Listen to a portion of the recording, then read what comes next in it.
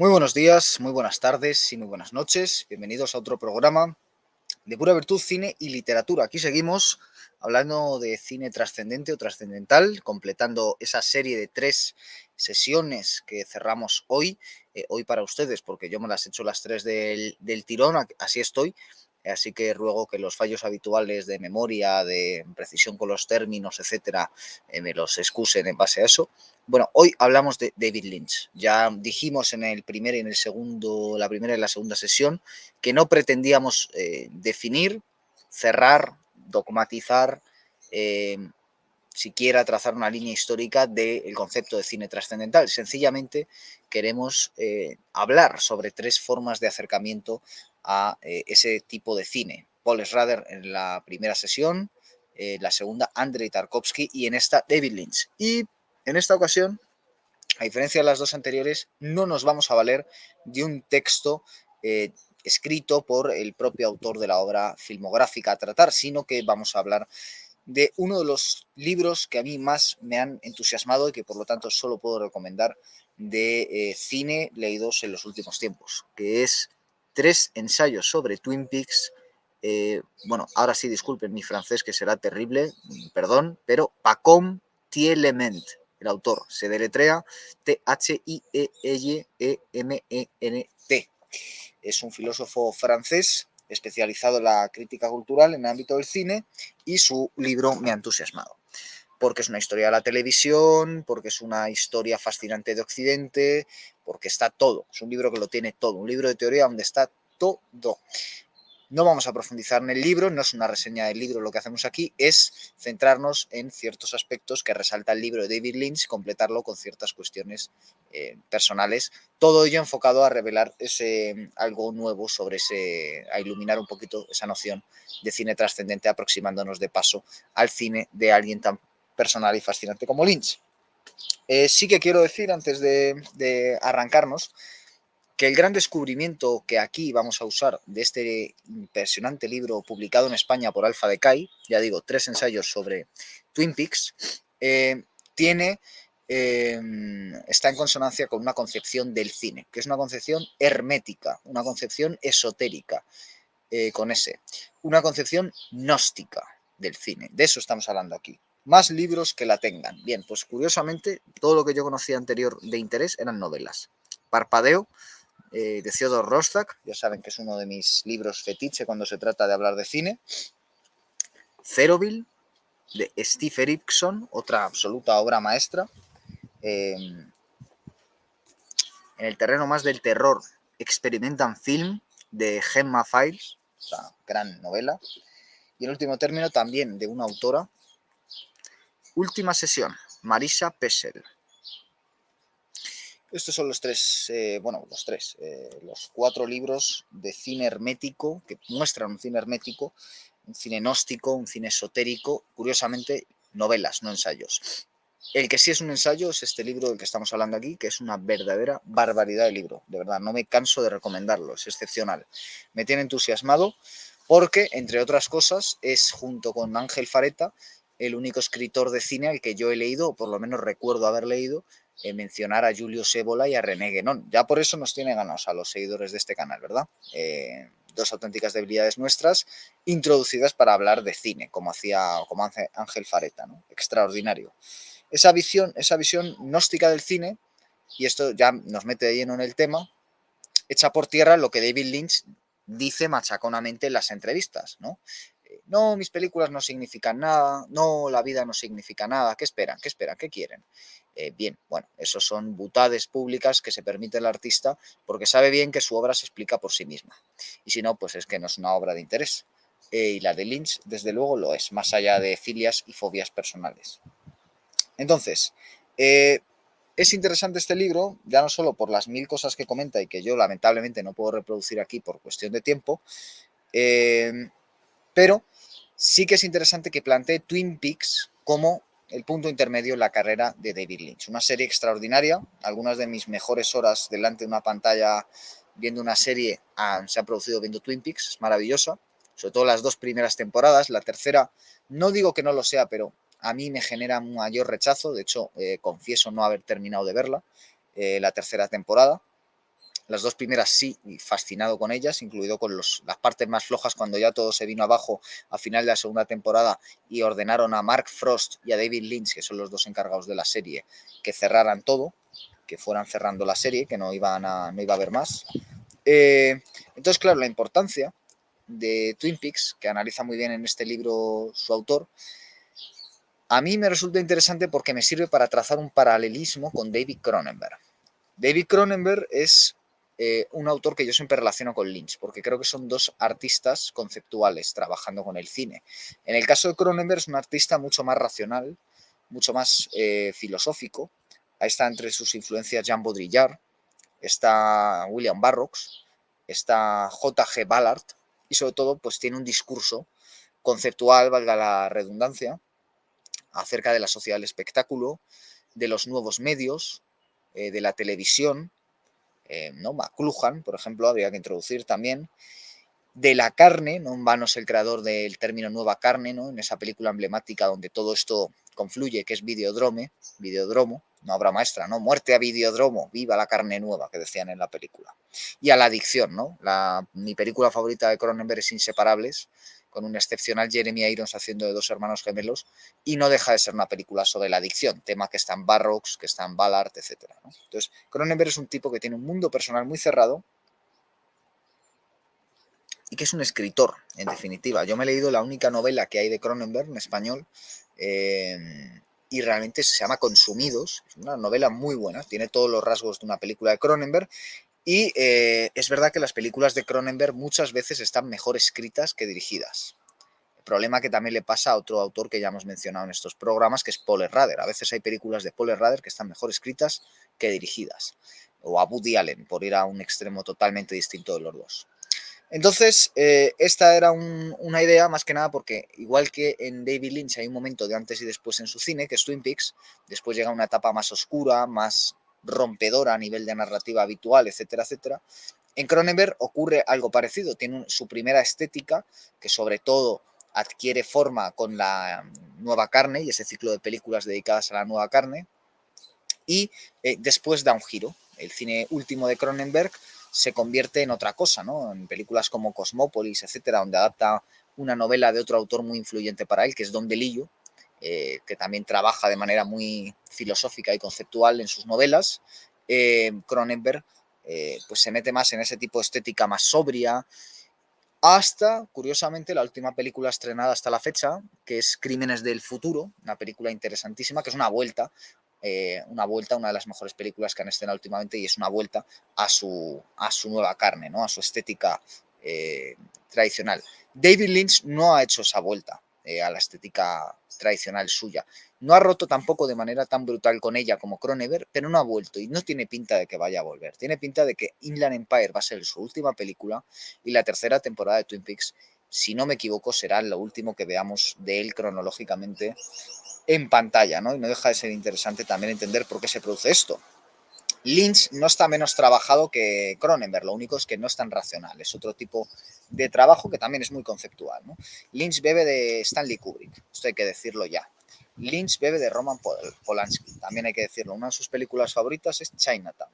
Lynch bebe de películas como El Mago de Oz, de la música de David Bowie, de la música del jazz, de la música, en fin, de la Dalia Negra, de la obra de Carl Gustav Jung, de la teosofía, de muchísimas cuestiones que están analizadas en el ensayo al que he hecho referencia.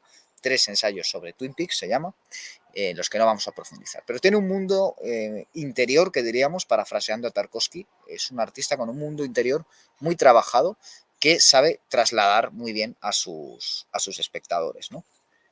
El interés entre tantos del libro Tres ensayos sobre Twin Peaks es mostrar la preocupación que tiene David Lynch sobre el signo de los tiempos, tanto en su vertiente más política como también en su vertiente más casi teológica, podríamos decir, ¿no? Un ejemplo de ello es ciertas declaraciones que recoge en las que David Lynch habla del Kali Yuga, y aquí volveríamos a Guénon, a, a Ébola, etcétera, porque aunque no desarrolla Tielement de manera tan clara como Faretta un discurso histórico hablando de estas nociones, sí que hace un paseo a vuela pluma, muy cercano a los que muchas veces hacen los propios autores tradicionalistas, porque ya saben que está todo explicado. y por lo tanto no hace más que remitirse a los maestros que lo han dicho antes. Y entonces muestra de qué forma David Lynch se adscribe a esto, ¿no? A pesar de que precisamente David Lynch tiene una parte muy importante de filosofía New Age en su obra. Entonces, lo que hace es mostrarnos a partir de Twin Peaks cómo se produce una evolución en la vida, y es curioso porque menciona esto, y en la obra de Lynch, que marca definitivamente el destino del resto de su trabajo, es decir, de las películas que vienen después, ¿no? Fuego Camino Conmigo, que es una continuación en clave de película de Twin Peaks, mantiene esa estética y acaba con un final totalmente trascendente y onírico, una ascensión a los cielos de Laura Palmer de manera muy explícita comparable a la Beatrice de Dante. Entonces, no deja de ser interesante que después de ese final luminoso y de la experiencia agria del final de Twin Peaks, se vuelva oscuro el cine de Lynch, se vuelva el director de Carretera Perdida, de Mulholland Drive y de Inland Empire, que son tres películas con muchos elementos de terror. También estaban en Terciopelo Azul, sí, pero Terciopelo Azul, ¿cómo acaba? Acaba con un gorrión comiéndose un insecto. Terciopelo Azul empieza con un señor regando el césped que cae fulminado por un infarto y de pronto la cámara se mete bajo la tierra, mejor dicho, en la tierra, bajo el césped, y descubre unos insectos, unas hormigas que lo están corroyendo todo, ¿no? Es como si nos dijera David Lynch, bueno, pues que hay algo subterráneo de terror, como en el Overlook, según Mark Fisher, que decía que había un cementerio bajo el Overlook, como el cementerio que hay bajo la casa de Poltergeist. Eso es el terror, mostrar lo que hay debajo, que es terrorífico. Y en ese caso lo que nos muestra Lynch es unos insectos que lo devoran todo, ¿no? La destrucción de todo lo vivo, la muerte constante de todo lo vivo, en este momento ahora, muriendo, ¿no? Pero acaba la película con un mensaje esperanzador. Un gorrión se come un escarabajo, ¿no? Uno de esos escarabajos o hormigas, como diciendo, bueno, pues ahí lo tienen ustedes, hay lugar a la esperanza, ¿no? Y el final de Fuego Camina Conmigo también invita a la esperanza. No así el de la serie Twin Peaks en la segunda temporada. Y bueno, eso también lo que nos muestra es cómo después sí que ya no va a haber ningún tipo de lugar a la esperanza en el cine de David Lynch, ¿no? La última película que ha hecho hasta la fecha, que es Inland Empire, una película de terror muy particular, pero de terror al fin y al cabo, una película totalmente angustiosa, deslavazada, de difícil interpretación, aunque aquí en este ensayo se atreve el autor a meterse con ello. Y películas como Carretera Perdida, Mulholland Drive son realmente películas, me perdonarán la expresión, jodidas, ¿no? Y eso hace que a mí el cine de David Lynch me interese menos. Y hace también que el término gnóstico alcance otro significado, porque sí, los gnósticos creen en una serie de mitos muy particulares, tienen una cosmovisión muy particular, pero empleaba el término cine gnóstico hablando de estos libros y de esa concepción de que hay una vertiente esotérica y otra esotérica, ¿no? Que el conocimiento solo puede ser alcanzado por unos pocos, solo unos pocos pueden descubrir el mensaje oculto que está en las películas, ¿no? Siguiendo esa famosa frase de Dante, que dice, estad atentos a la doctrina oculta o secreta, ¿no? Hay una doctrina secreta, hay una doctrina oculta, así en el cine y la literatura como en la vida. Hay algo oculto en el cine y la literatura como lo hay en la vida. Eso es lo que nos diría esa concepción gnóstica del cine. Pero también hay una concepción gnóstica en David Lynch, sobre todo en esta etapa final, en estas tres últimas películas y en la tercera temporada de Twin Peaks, que es el mundo como un lugar horrible, ¿no? Parido por un demiurgo y totalmente angustioso, ¿no? Podríamos decir. Y eso, claro, a mí me hace, siempre me había hecho extrañarme ver que un director que había sido luminoso con todo lo que de horror y que pudiéramos señalar en su cine inicial, ¿no? El hombre elefante, una película bellísima, con un final también esperanzador, algunos momentos sublimes, ¿no? Como cuando grita Joseph Merrick, interpretado por John Hart, no soy un monstruo, soy un hombre, ¿no? Grita entre esos salvajes que le acosan por su deformidad física. Bueno, ahí hay algo, ¿no? Espiritual que redime a los hombres. Y sin embargo, después de ese final feliz de Fuego Camina Conmigo, después de ese final feliz de Terciopelo Azul, de Consagrado al Amor, de su película Corazón Salvaje, hay un cambio radical que es Twin Peaks. Y se atreve, el autor de este libro, se atreve a decirnos un poco por qué. Algo personal ocurre en la vida de Lynch Y eso, que tampoco profundiza tanto en ello, sí que se manifiesta en la obra de David Lynch, sacando lo más oscuro que hay en ella, ¿no? ¿Qué se produce? Bueno, en primer lugar, la desesperanza en el amor. Es decir, ya no hay ese relato que está presente en la teosofía de que el amor es el eje trascendental, o mejor dicho, de que con el amor se acaba la relación con el eje trascendental, de que el amor es el mayor contacto que los humanos podemos tener en el absoluto. Quizás por su influencia de la literatura oriental, de la literatura zen, no compra esto. David Lynch. Lo que hace es más bien decirnos que hay que dar un paso más en ese viaje al fin de la noche occidental y aceptar el vacío, aceptar la nada, aceptar la disolución de todo y aceptar también el fin del amor y que el amor no es el fin. Y eso se ve muy bien en el personaje de Dale Cooper y de Laura Palmer, ¿no? La evolución que les da a cada uno de los dos en la película y en la serie. Sobre todo a Cooper, ¿no? Que tiene su tentación amorosa en la serie, pero que finalmente no acaba manifestándose de la manera en principio esperable, ¿no? Y sobre todo hay una cuestión que la plantea muy bien el autor de este ensayo, Tielement, que es la de la logia negra, porque en Twin Peaks es una especie de centro del mundo, ¿no? Es un axis mundi y es un resumen, es una cosmogonía, en el fondo es una cosmogonía por sí mismo, ¿no? Es el lugar donde están conectados el cielo y la tierra, es el lugar, es Jerusalén, si hablamos en términos de William Blake, es todas las Jerusalenes, ¿no? Podríamos decir. Eh, Conectando con otro gran autor espiritual de nuestra época, ¿no? Con Alan Moore, podríamos decir. Todo está en Twin Peaks, todo, el bien y el mal, es el jardín del bien y del mal. Y hay una batalla cosmogónica, que es al final lo que nos viene a decir toda obra con un fuerte contenido espiritual, desde el principio de los tiempos, la lucha entre el bien y el mal, entre el pecado y la redención. Y ahí entra el concepto trascendental del cine, puesto que se trata de conducir al espectador hacia la redención por medio de los personajes, una catábasis, una catarsis y un teatro de la memoria, ¿no? Por decirlo de alguna manera. Y hay algo de traición a todo eso en ese giro final del cine de David Lynch hacia el pesimismo más absoluto, ¿no? Hay un nihilismo casi, me atrevería a decir, aunque sea con N mayúscula, como diría mi maestro Ángel García Galeano, pero no deja de ser nihilismo al fin y a la postre. Eh, y eso es un poco algo que hay que entender por qué se produce en el cine de David Lynch. Se produce porque se da cuenta de que el Kali Yuga está en un estado de aceleración cada vez mayor. Hay es imposible, ¿no? Encontrar cada vez más consuelos. Y no podemos contentarnos, nos viene a decir Lynch, pensando que sencillamente basta con un enamoramiento para que eso sea el fin, ¿no? El descanso. No, porque el mundo se está descomponiendo y ya no hay forma de ponerle coto.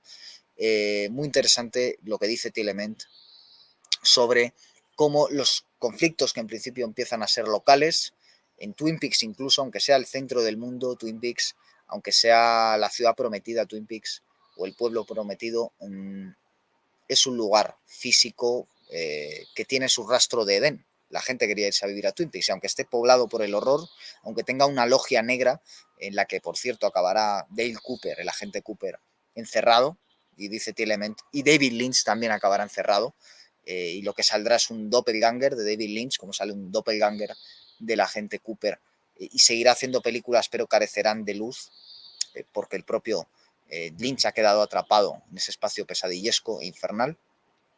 Pues no deja de ser interesante que al final lo que en Carretera Perdida es en una localidad, lo que en Mulholland Drive es en Hollywood, o sea, en Carretera Perdida es el mundo de la pornografía, en Mulholland Drive es ya todo el mundo del cine, en Inland Empire es toda la historia de la humanidad y todo el mundo, ¿no? Entonces ves cómo se ha acelerado el proceso, se ha extendido y el Kali Yuga es imparable, ¿no? Y eso lo ve muy bien David Lynch. Y aparentemente es un autor, ya decimos, de la New Age, cercano a la teosofía, un poco sincrético. Al final, esa contrainiciación en la que está la gente Cooper, en la que está el propio Twin Peaks, en la que él mismo parece darse cuenta que está encerrado, es parte de ese paso hacia el fin de la noche que da David Lynch, despojándose de todo tipo de atadura, ¿no? Diciendo ya no hay posibilidad alguna de supervivencia, lo único que podemos hacer es quedar a la intemperie, ¿no? No hay otra en la época que nos ha tocado vivir tan oscura. Y no es una invitación a la inacción, es precisamente lo que está haciendo David Lynch es decirnos que no basta, está, digamos, dando un paso que no había dado antes el cine trascendental. Es decir, no basta con la catarsis que te da la obra. Lo que tienes que hacer es sentirte impelido ante la frustración de unos personajes que no pueden llegar a la catarsis, ante lo que aparentemente es un pesimismo trágico irresoluble.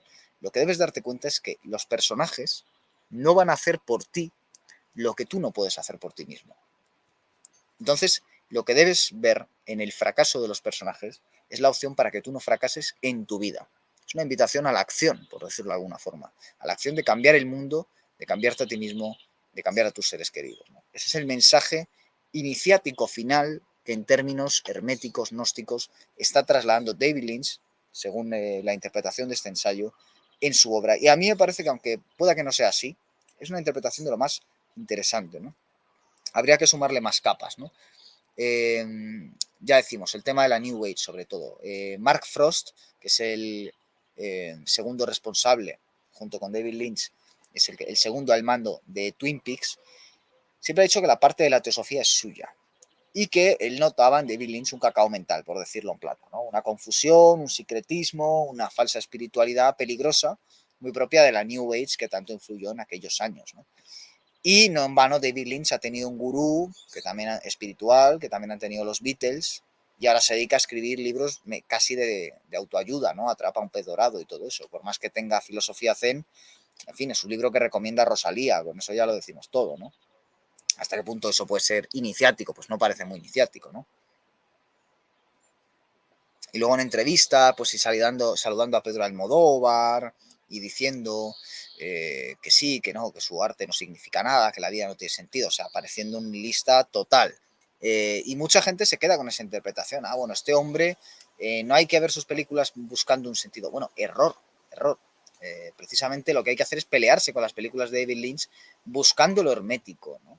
Se dice también en Twin Peaks, hablamos el idioma de los pájaros, dicen literalmente, parafraseando a la mística sufí, ¿no? Es decir, hay que estar atento a las señales, ¿no? Y analiza varias escenas Tielement en las que se deja muy claro que efectivamente se le está diciendo directamente al espectador dentro de la película, es decir, dentro de la obra, no fuera, no en un libro, no en una entrevista, sino dentro de la propia obra, hay señales que invitan a la interpretación de la obra, a no quedarse con el primer mensaje. Frente a algunos teóricos del cine que dicen que hay un primer nivel del cine que es la simple historia, por decirlo de alguna forma, y hay un segundo nivel del cine que sería la verticalidad, que es eh, la parte simbólica. David Lynch es uno de esos directores que mezcla ambos niveles en el mismo. Algo que también es común a Tarkovsky. Es lo que Ángel Fareta llama despectivamente alegórico, ¿no? Por decir que lo simbólico siempre permanece abierto, lo alegórico permanece cerrado, puesto que ya te está dando la respuesta. Bien, ya discutimos hablando de Tarkovsky porque esto pues, no es tan sencillo, ¿no? Y con David Lynch ocurre lo mismo, no es tan sencillo, y ocurre lo mismo con Cronenberg, que sí que es un autor que tiene una filosofía bastante desgranable detrás, ¿no? No es tan sencillo, porque al final lo que se está poniendo ahí son los vínculos que es de los tiempos ancestrales, el sexo, la muerte, la identidad, el sueño, todo eso se está, el amor, ¿no? Todo eso se está poniendo en, sobre el tapete, sobre el escenario, ya digo, como un teatro de la memoria, como una forma de conocimiento, no planteada dialécticamente, sino planteada a través de la representación, ¿no? Entonces no deja de ser interesante entender por qué es necesario penetrar en ese mensaje gnóstico, incluso cuando parece que no existe, para poder llegar al fondo de lo que nos está queriendo decir David Lynch, incluso cuando parece y él alardea públicamente de que no está diciendo nada, ¿no? Es decir, parafraseando de nuevo a Ángel García Galeano, ¿no? Que dice, nos explicaba en clase, Beatrice eres tú. Bien, pues tú eres Dale Cooper y tú eres Laura Palmer. Como eres Laura Palmer, te han asesinado. O mejor dicho, alguien ha asesinado a la belleza de este mundo, que es Laura Palmer. Ejemplifica la belleza Laura Palmer, es Beatriz. Ha muerto prematuramente, pero en este caso no podemos ser inocentes, porque ya no estamos en la Edad Media, en el Renacimiento. Ahora nos encontramos en otra época, nos encontramos en la época de la novela negra, de los detectives, de tratar de darle un sentido a la realidad, porque hay algo que resolver, las piezas tienen que encajar. Tenemos que descubrir quién ha matado a Laura Palmer en la primera y la segunda temporada de Twin Peaks. Pero no acaba ahí. Cuando descubrimos quién ha matado a Laura Palmer, cuando descubrimos quién ha matado a la belleza, no podemos quedarnos como muchos espectadores pretenden o como pretendían los malvados productores. No en vano retrata cruelmente a los productores en Carretera Perdida, Mulholland Drive y en Inland Empire, David Lynch, porque no podemos quedarnos con su versión de los hechos, que es, ya está, descubierto el asesino, se acaba el mal. Muerto el perro, se acabó la rabia. Muerto el asesino de Laura Palmer, ya está. No, no funciona así, porque el mal sigue en el mundo, bajo distintas máscaras, bajo distintas formas, ¿no? La logia negra existe y es más grande y va a estar siempre ahí y no podemos bajar la guardia y sobre todo también está en nosotros, ¿no? También está en el agente Cooper que queda atrapado en la logia negra y es sustituido por un doppelganger, por un doble, ¿no? Nosotros tenemos un doble malvado, que es lo que en términos junguianos llamaríamos la sombra, y no podemos darle la espalda y no podemos tratar de apaciguarlo con respuestas sencillas. Lo que nos está diciendo David Lynch es que tenemos que abrazar a esa sombra y tenemos que derrotarla venciendo al miedo que nos produce esa verdad del reflejo distorsionado que nos ofrece el espejo, ¿no? Todo esto es parte de la visión trascendental del cine que tiene David Lynch, porque David Lynch es casi, tiene una visión, podríamos decir, chamánica del cine. El cine es un acto mágico en el que se trata de curar al espectador.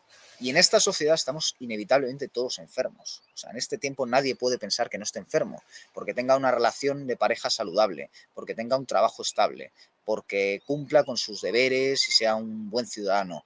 No está libre de pecado, no está libre de sombra. Todo lo contrario, puede estar cometiendo el orgullo, la arrogancia, las peores de todas las tropelías que se puede cometer, ¿no? No aceptar que eres un personaje falible y que el mal también está en ti, ¿no? Eso es un poco lo que nos está diciendo David Lynch de manera, en mi opinión, impecable en la evolución de su cine, ¿no? Y que demuestra muy bien Tillament, haciendo además una relación más que interesante, que es la relación entre, entre Dante Alighieri y entre Lynch, que no deja de ser interesante, ¿no? Como dos autores en dos épocas distintas con un mensaje común, ¿no? Dos autores que de alguna forma están anunciando el arte del futuro, ¿no? Si pensamos en la estructura de la Divina Comedia, obviamente está el infierno, es decir, el héroe no puede empezar ascendiendo, ha de bajar al infierno, descensum ad inferos,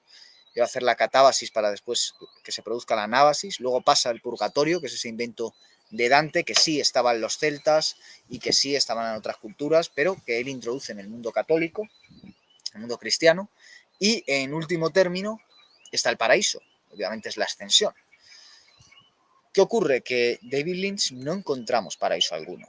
Y esto es lo que podría ser juzgado como contrainiciático, dadas sus tendencias sincretistas, su filosofía New Age, dada su dudoso conocimiento del Zen. No dudo que él pueda practicar meditación, ¿no? Pero a veces parece que se deja llevar por ciertas fuslerías, que puede ser un personaje público más entregado a la mofa, en la línea de su admirado, porque él admira a Marcel Duchamp. Entonces, frente a esa visión que él mismo se encarga de alentar, tenemos que estar seguros, con la interpretación rigurosa de su obra, estando atentos a las señales, de que la obra de David Lynch no es eso. La obra de David Lynch siempre es una invitación a la trascendencia, incluso cuando parece que no. Y si su cine ha tenido que oscurecerse y cambiar, es porque él está atrapado en la logia negra.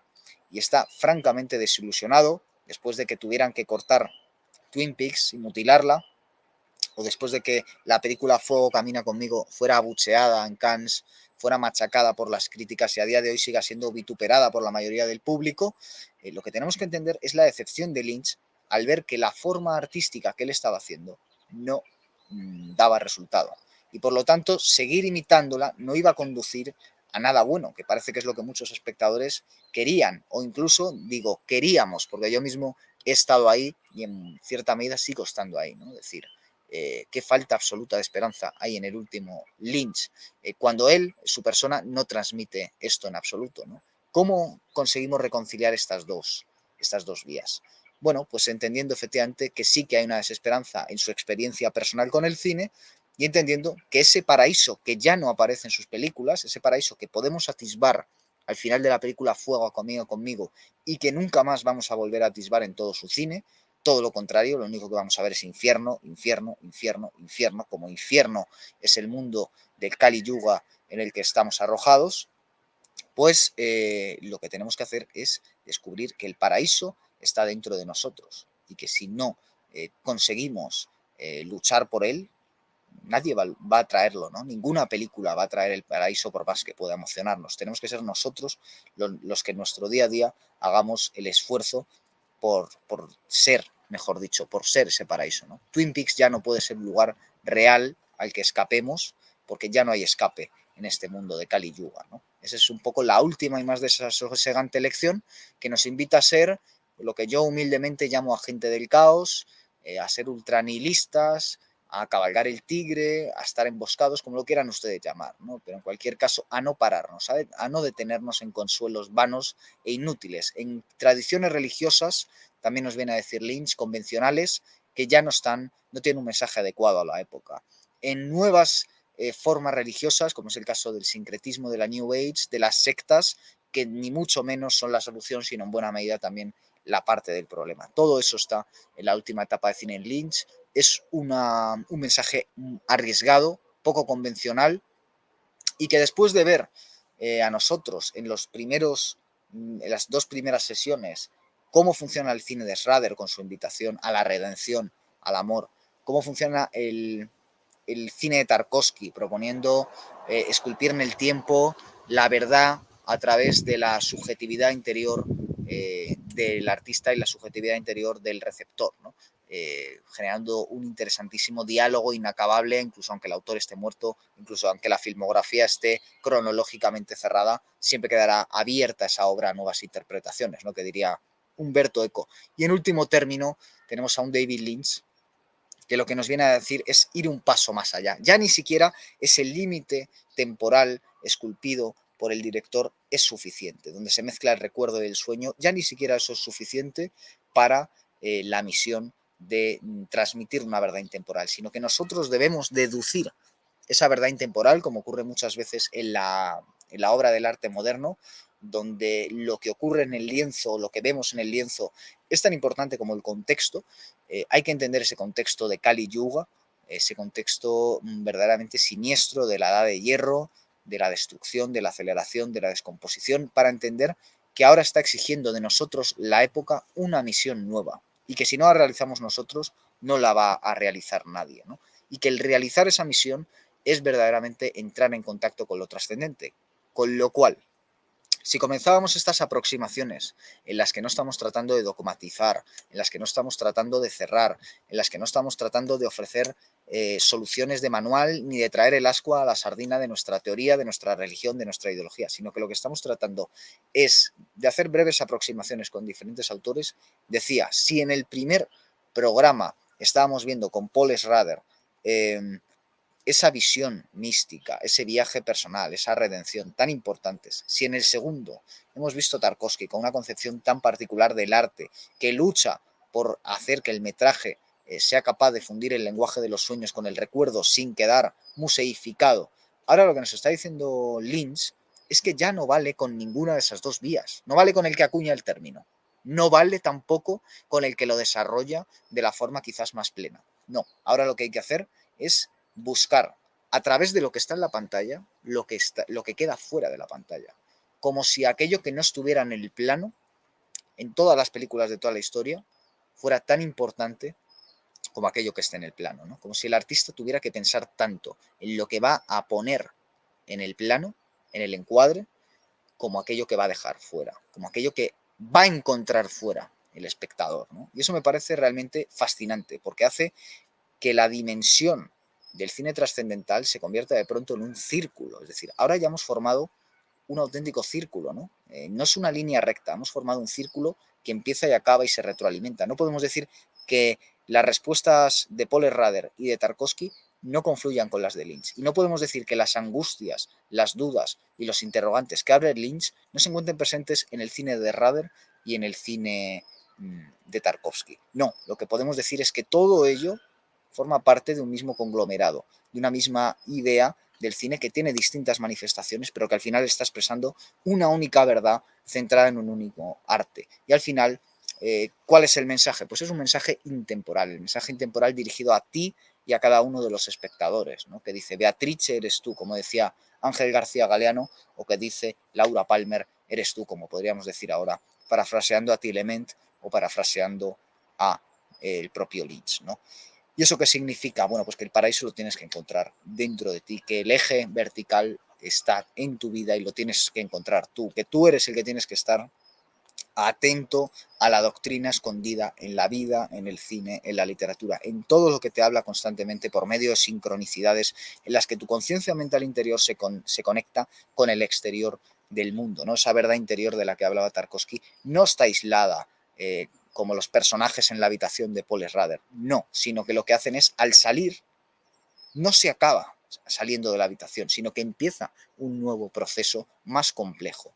Al salir de la habitación, al encontrar el amor que trasciende, lo que hay que hacer precisamente es no pararse, es seguir amando la realidad, ¿no? Dejando impregnar por la verdad que está oculta en todas las cosas que han sido creadas, ya sea por el hombre, ya sea por la naturaleza, ¿no? Ese es el mensaje trascendente, ¿no? No hay que bajar la guardia, porque si se vive un solo instante acomodado en el mundo del espectáculo, acomodado en el mundo del capital, se está colaborando con el enemigo, ¿no? Se está favoreciendo a ese doppelganger siniestro que está deseando encerrarnos en la logia negra para salir en nuestro lugar a andar por el mundo, ¿no? Y que a veces hay que reconocer que sale, efectivamente, nos encierra y sale, y tenemos que luchar con él, ¿no? No podemos dejar que se salga con la suya, como tanta gente que puede ir los domingos a misa, que puede marcar la casilla en la iglesia, que puede cumplir con los ritos ciudadanos, yendo a votar o etcétera, ¿no? Es decir, un hombre que paga sus impuestos, que aparentemente es buena persona porque va a su trabajo,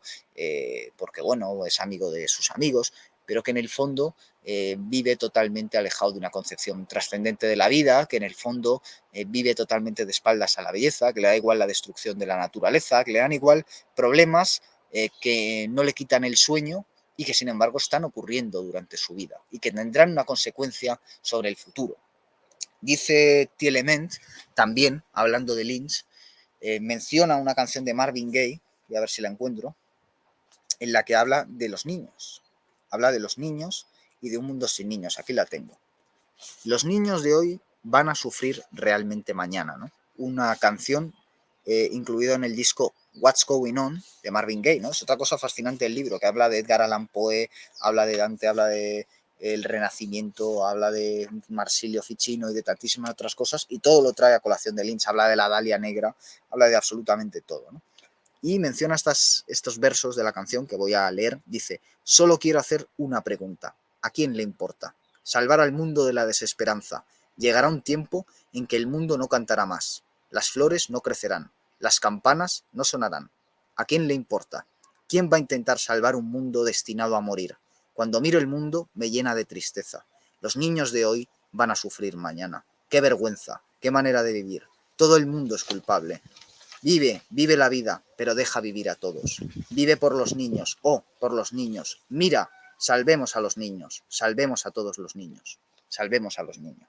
Eso es lo que dice en esa canción Marvin Gaye, que trae a colación Tielement para decirnos que qué clase de trascendencia es esa, que lo único que hace es acomodarse en una existencia burguesa y dejarle un mundo peor a los niños, ¿no? Pues obviamente eso no puede ser una trascendencia, ¿no? Y por eso la tercera temporada de Twin Peaks, que yo ya he dicho que no reconozco que no vi entera, vi los primeros 10 capítulos y luego ya me di por vencido. Tendré que volver a verla porque me ha cambiado esta lectura, todavía no he tenido ocasión, pero me ha cambiado esta lectura y he vuelto a ver películas de Lynch, he vuelto a ver Inland Empire, Mulholland Drive y Carretera Perdida, y he redescubierto muchas cosas gracias a esta lectura fascinante, y creo que si viera la tercera temporada de Twin Peaks se produciría un proceso análogo, ¿no?